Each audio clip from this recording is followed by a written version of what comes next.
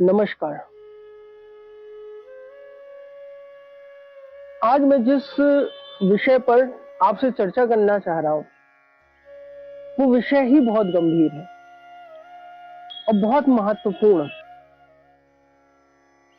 सबके लिए, आज के युवाओं के लिए, इस आने वाली पीढ़ी के लिए और पूरी की पूरी सभ्यता के लिए।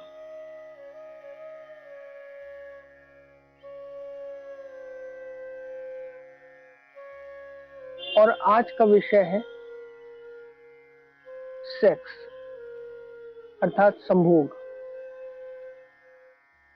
इस विषय पर बात करने के लिए लोग अक्सर कतराते हैं,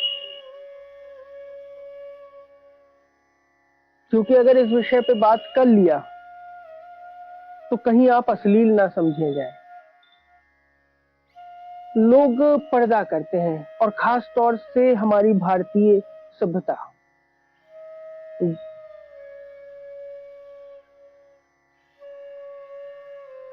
जबकि इस दुनिया को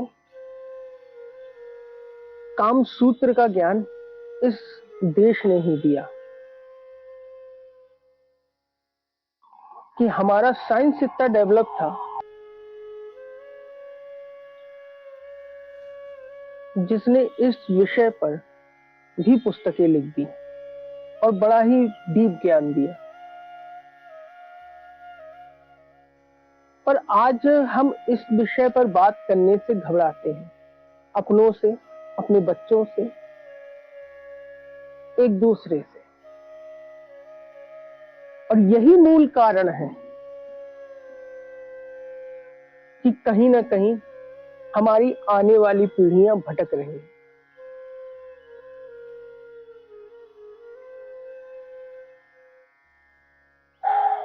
अक्सर लोग मेरे पास आते हैं, विवाहित, अविवाहित और ज्यादातर अविवाहित, और मन में एक ही प्रश्न, चाहे वो स्त्री हो चाहे वो पुरुष हो, उनका प्रश्न होता है कि जो है हमने संभोग कर लिया, हमने सेक्स कर लिया, तो क्या ये उचित था और हमारी शादी नहीं हुई।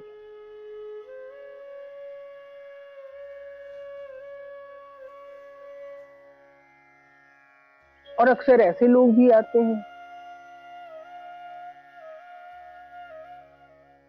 जिनकी शादी हो गया, विवाह हो गया, और वो एक्स्ट्रा मैरिटल अफेयर कहीं ना कहीं उनका चल रहा है।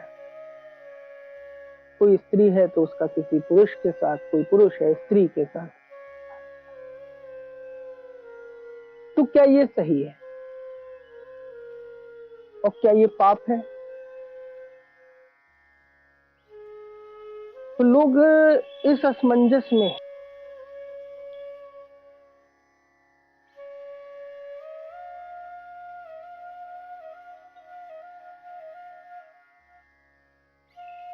मैं आपको बताना चाहूंगा, आदि काल में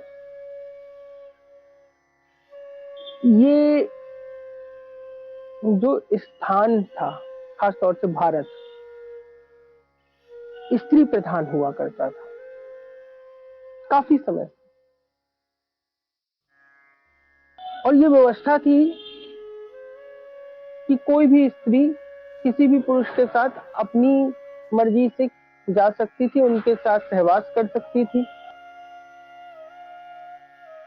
और इसी तरह से चलता था।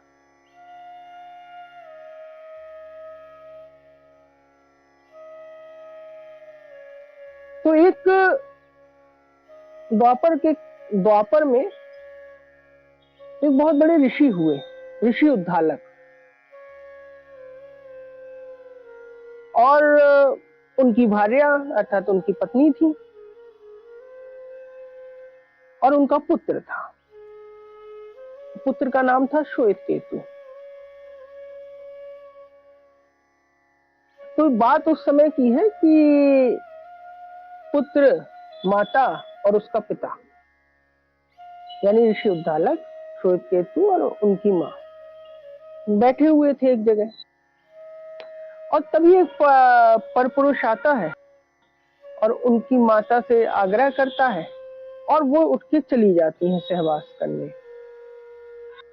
अब श्वेतकेतु इसका विरोध करते हैं, अपने पिताजी से कहते हैं। तब उनके पिताजी कहते हैं कि इसमें कोई आपत्ति नहीं, ऐसा ही चलता आ रहा।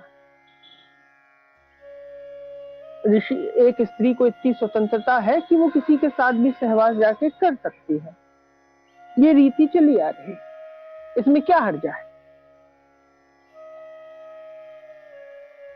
श्वेतकेतु को बात ये समझ में नहीं आई और फिर उन्होंने नियम बनाए। विवाह की पूरी संरचना तैयार की गई और पतिव्रता और पत्नीव्रता के पूरे कॉन्सेप्ट बने।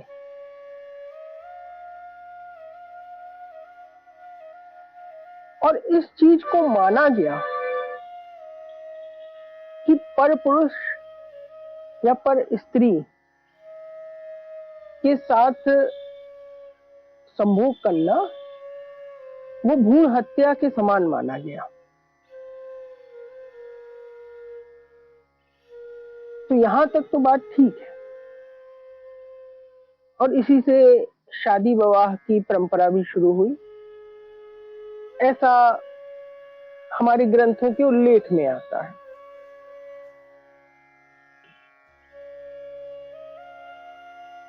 पर क्या विवाह के पहले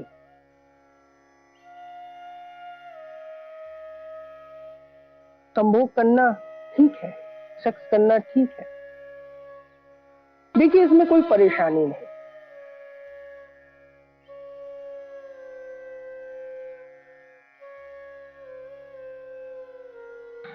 कोई भी स्त्री किसी भी पुरुष से, वो विवाहित हो या ना हो, संभोग कर सकता है या कर सकती है। लेकिन समस्या है, क्योंकि जब शादी होती है या विवाह होता है, वो किसी भी धर्म में हो, तो वहां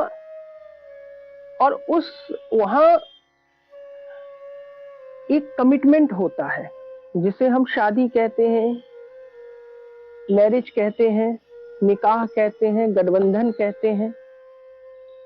तो वो संकल्प लिया जाता है एक पुरुष और एक स्त्री के साथ कि मैं तुम्हारे प्रति और तुम मेरे प्रति वफादार रहेंगे, एक रहेंगे, और उस संकल्प को पूरे जीवन भर निभाया जाता है।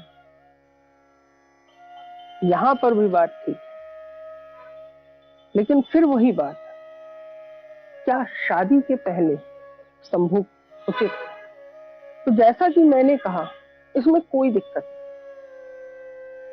नहीं, लेकिन इस पूरे संसार में सारे जानवर संभोगरत हैं, सारी सृष्टि संभोग में अपनी जगह रत है, लेकिन सिर्फ एक मनुष्य ही एक ऐसी स्पीसीज है, ऐसा प्राणी बनाया गया है जिसको कुछ नियम दिए गए हैं,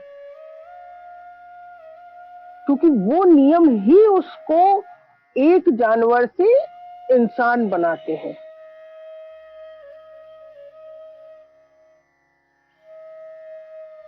ये समझने की बात है।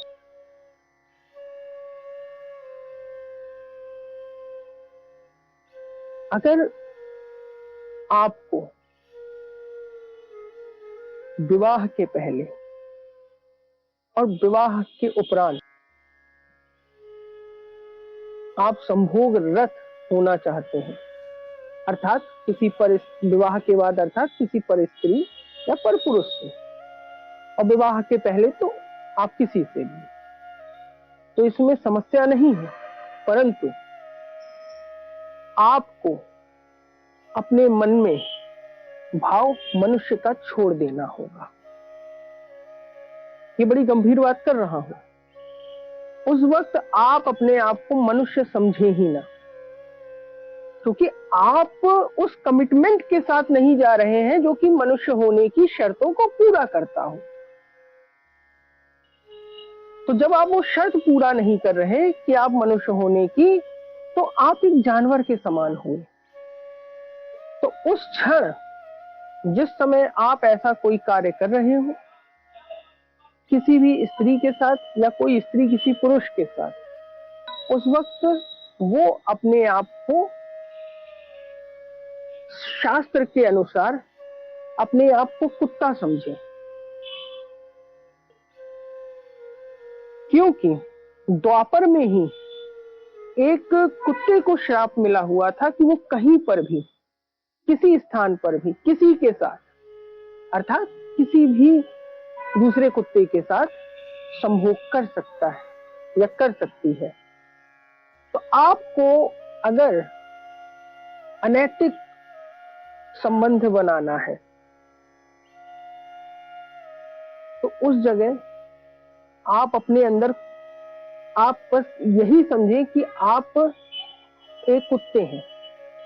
आपको बात बुरी लग सकती है, लेकिन अगर आप ऐसा करेंगे तो आपके अंदर या आपको कोई भी पाप नहीं लगेगा, क्योंकि सारा पाप और पुण्य मनुष्य होने की शर्तों में है और किसी में नहीं। अगर आप मनुष्य हैं तो आपको सही और गलत भी समझना होगा और पाप और पुण्य भी समझना होगा। और अगर आपने अंदर अपने जानवर होने का भाव पैदा कर लिया तो आपके लिए कोई शर्तें नहीं और ना आपको कोई पाप लगना है।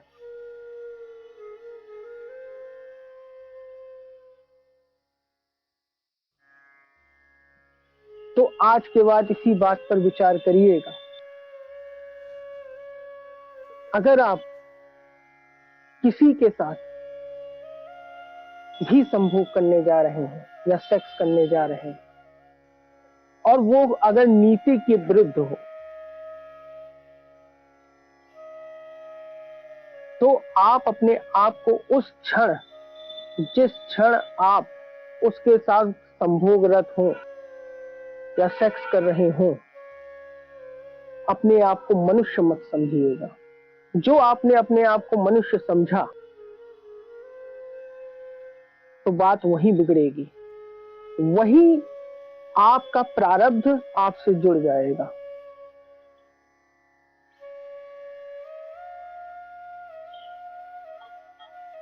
और आप पाप के या कर्म के भोगी हो जाएंगे। फिर आप चाहे कोई स्त्री कितने भी पुरुष के साथ संभोग करे बदल बदल कर, या कोई पुरुष किसी भी स्त्री के साथ संभोग करे बदल बदल कर, उससे कोई फर्क नहीं पड़ता। बस आपको अपना मनुष्य होना छोड़ना होगा। और अगर आप मनुष्य होना बनाए रखना चाहते हैं तो आपको सारे व्रतों का पालन करना होगा कि एक उत्तम पुरुष के क्या लक्षण होते हैं, एक सुयोग स्त्री के क्या लक्षण होते हैं। इन सारी बातों को आपको अपने जीवन में उतारना होगा, अन्यथा परमात्मा ने आपको ये शरीर दिया है तो ये अब आपके ऊपर है कि